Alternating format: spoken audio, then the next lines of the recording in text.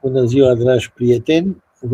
Vom face acum o probă de înregistrare a ecranului meu cu varianta fără căști. Bun, deci am deschis această pagină înainte, am setat să fie cu camera jos în stânga ecranului și acum începem prezentarea. We build your hub-centric business. Aici e prezentarea construirii acestui tip de hub care, după cum îl vedeți aici, este deja next step în business evolution.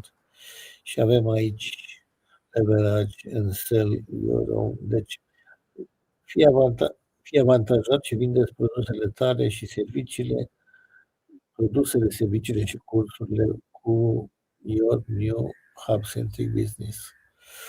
Cu noul tău hub, aici sunt câteva lucruri care face prezentarea să fie interesantă, le citiți fiecare. Aici este o altă scurtă prezentare a comunității private. Aici un DC, deci despre ce este vorba. Aici câteva alte statistici.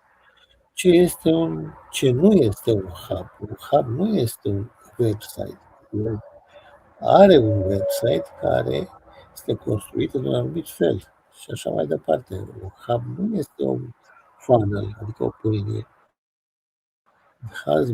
Are mai multe funnel-uri construite într-un anumit fel și așa mai departe.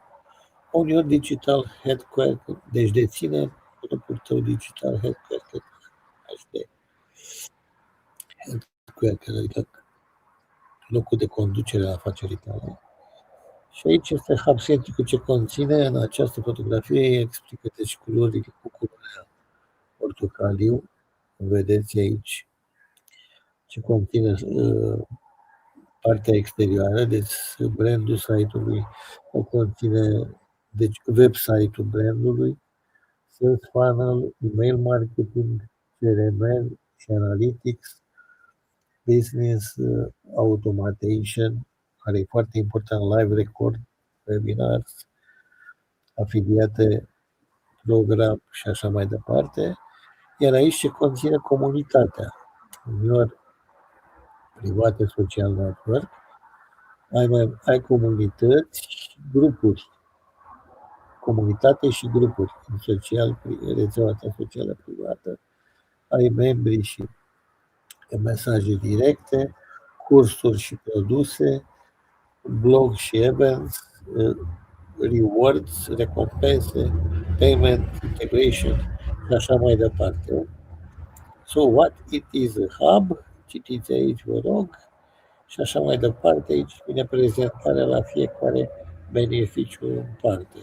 Blogul tău, funnel-urile tale și așa mai departe, tot ce your marketing, email și așa mai departe. Deci ajung aici și cred că e momentul să pun stop, merg mai departe la your online store, poți aici magazin. Aici, ok, și pun stop, pun pauză